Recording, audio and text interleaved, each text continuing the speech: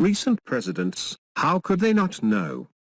In the 1960s, atmospheric and ocean studies became increasingly important for national defense. Humanity's first satellite circled the Earth, a Soviet Union satellite, Sputnik. Overnight, the Cold War increased science spending by a magnitude or so. That is how 1965 became a big year for federal government climate concerns and science spending. Climate science received a share in the bounty. Before, from 1930 to the 1970s, fortunately for today's toddlers, atmospheric and climate scientists showed concern for human-caused global warming and following climate changes. In 1956, Gilbert Plass found that the doubling or halving of the CO2 results in a temperature change of plus 3.8 degrees Celsius or minus 3.6 degrees Celsius, respectively. Real Climate. In 1957, Roger Revell and Hans Suess showed that the ocean did not absorb excess CO2. They upturned the conventional wisdom. The oceans would not absorb excess CO2 from the atmosphere. This bit of knowledge shattered complacency in science circles. Global warming became inevitable. Humanity's experiment with fossil fuels would heat Earth's atmosphere and the global ocean until it became irreversible, like today. The price of fossil fuels, black gold, our free lunch, proved itself as a devil's bargain for toddlers to come. Earth systems continue to warn us to this day. We cannot do one thing to our environment without affecting something else, a wicked problem. Then, in 1958, enter Charles Keeling. He showed how to measure CO2. He created a measuring station on Mount Mauna, Hawaii. Keeling's measurements showed the first significant evidence of rapidly changing C20 levels. His system remains in use today and serves humanity worldwide. Feedback loops along with other catastrophic changes. By 1965, President Johnson's White House warned that the harmful effects of CO2-caused climate change would occur by 2020. Failure to halt CO2 atmospheric density would cause ocean warming, ocean acidification, and sea level rise. He knew that fossil fuels, black gold, our free lunch came at a high cost to future toddlers.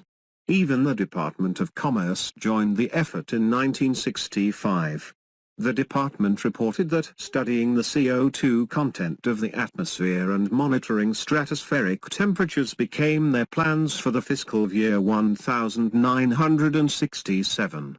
On December 20, 1965, the National Science Foundation published the Weather and Climate Modification Report of the Special Commission on Weather Modification. Mind you, this is 1965. The CO2 concentration in the atmosphere increased 10 to 15% in the 20th century. As a result, significant changes have occurred to Earth's heat balance. So plenty of climate science research arose following Sputnik. The National Science Foundation created the National Center for Atmospheric Research, NCAR, at Boulder, Colorado. And if that wasn't enough to impress our grandparents, UCLA began a modeling laboratory. Interestingly, the RAND Corporation also began climate modification studies for military applications.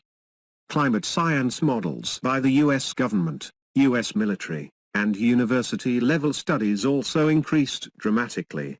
Computer modeling became more powerful, too. Verifying climate models with computers showed strong CO2 influences on ancient, current, and future climate trends. For a good reason, atmospheric carbon dioxide density and planetary warming models grew important. Humanity now had the power to look back 10,000 years and 10,000 years into the future.